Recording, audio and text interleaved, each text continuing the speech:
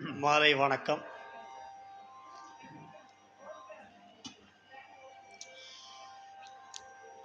December 1ஆம் தேதி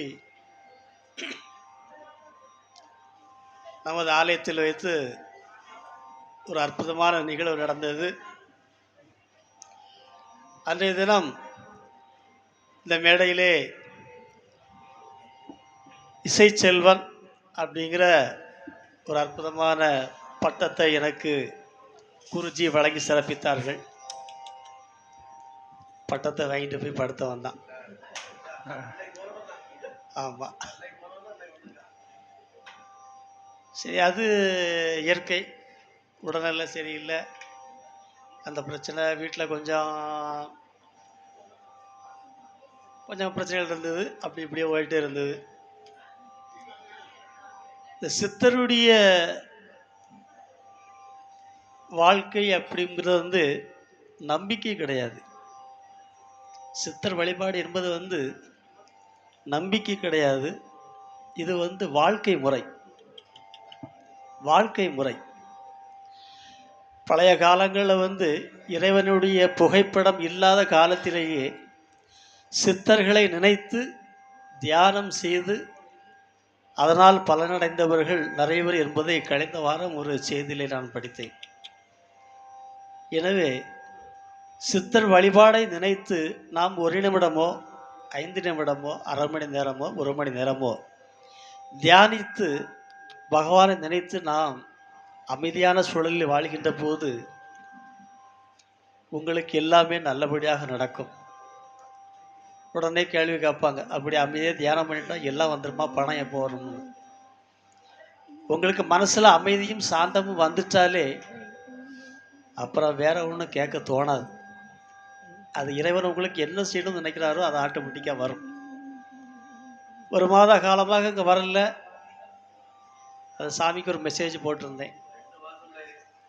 December 2 தான் போனேன். சாமிக்கு ஒரு மெசேஜ் போட்டிருந்தேன். உண்மை நான் அறிவேன், என்னை உண்மை என்று வேறு யார் அறிவார், எனது சூழல் உங்களுக்கு தெரியும் அப்படின்னு போட்டிருந்தேன். இங்கே வந்தோடனே 2 மாதம் இடைவெளிக்கு பிறகு வந்திருக்கோம். சரி, ஒரு பாடல் எழுதணும்னு இங்கே இருந்தோட தான் எழுதினேன். சாமிக்கு பூஜை நடந்துருக்கும் எழுதினேன். அதை பாட்டாக படிக்கணும்னு நினச்சேன். இப்போ மியூசிக்கெல்லாம் போட்டால் ரொம்ப நேரம் ஆயிரும்.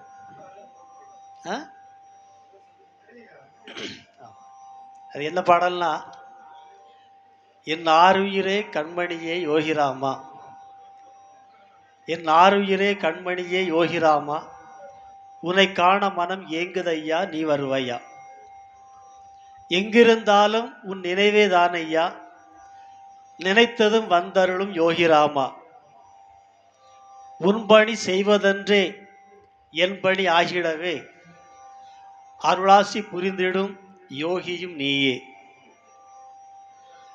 அண்ணாமலையின் அருள் பெரும் ஜோதியே, அருள வடிவான எங்கள் யோகியும் நீயே, சரக்கல் விளைதனிலே வந்தமர்ந்த யோகியே, சங்கடங்கள் தீர்த்து வைக்கும் தவத்திரு ஞானியே, தாயும் நீயே தந்தையும் நீயே, குருவும் நீயே சகலமும் நீயே, எந்தன் வினை நீங்கிடவே உந்தன் பாதம் சரணடைந்தேன், உன் பார்வை பட்டதனால் வந்த வினை மாறியதே, இருக்கின்ற நாள் வரையில் உன்னாமம் பாடிட வேண்டும், உன்னை என்றும் பிரியாத வரம் தர வேண்டும், உன்னை நான் பார்த்ததுமே 1 கோடி ஆனந்தமே, உன் பார்வை ஒன்றே என் வாழ்வில் ஒளிச்சுடரே, சிவன் என நீ வருவாய், சிந்தையை குளிர வைப்பாய், கலங்கிடும் மனம் யாவும் தெளிந்திட வைத்திடுவாய், உன்னோடு கலந்த பின்பும் என் பாடல் ஒலித்திடுமே, என்னோடு கலந்த பின்னும் உன்னாமும் ஒலித்திடுமே.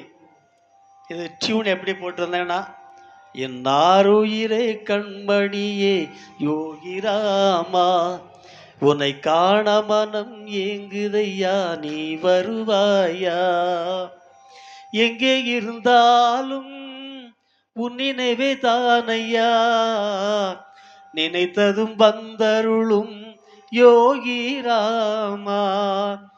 உன் பணி செய்வதொன்றே என் பணியாகிடவே அருளாசி பூர்ந்தருளும் யோகியும் நீயே.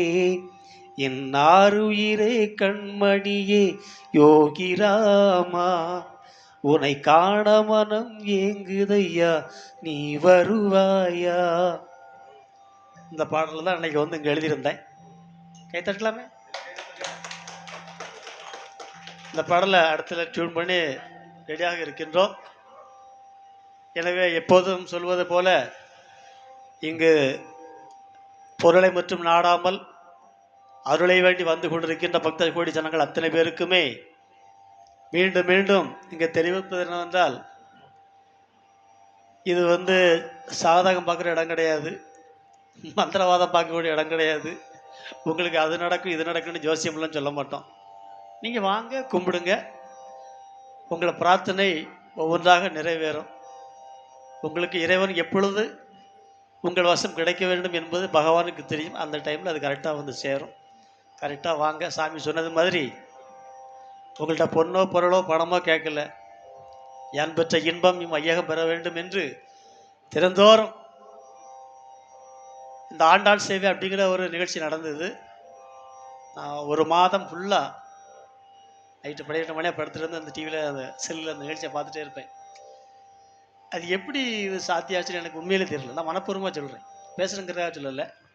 தினமும் காலையில் 5 மணிக்கு இங்கே வந்து இந்த குழந்தைகள் எல்லாம் ஆண்டாள் பாடலை ஒவ்வொரு நாளும் பாடி, சாயங்காலம் பூஜை, ஒவ்வொரு நாள் பூஜை முடிஞ்சோன்னா அடுத்த நாள் மெசேஜ், நாளைக்கு நான் பாடக்கூடிய பாடல் இத்தனாம் தேதி இந்த பக்கம் அப்படின்னு. மார்கழி மகா உற்சவம் ரொம்ப பிரமாதமாக இருந்து இது வரைக்கும் நான் கன்னியாகுமரி மாவட்டத்தை பொறுத்த வரைக்கும் 1 மாதம் ரெகுலராக நடந்தது நம்ம நாம பிரச்சார குடியில் தான். வேறு எங்கேயுமே பார்க்கல. அந்த அளவுக்கு பகவானுடைய அனுக்கிரகம் ஒவ்வொரு நாளும் வளர்ந்து கொண்டே வருகிறது. நாம் எல்லாம் குருஜியோடு இணைந்து இருக்கின்ற பாக்கியம் நம்மளுக்கு அந்த ஆண்டவன் எப்பொழுதும் தர வேண்டும் என்று வேண்டி தொடர்ந்து பாடலை பாட இருக்கின்றோம்.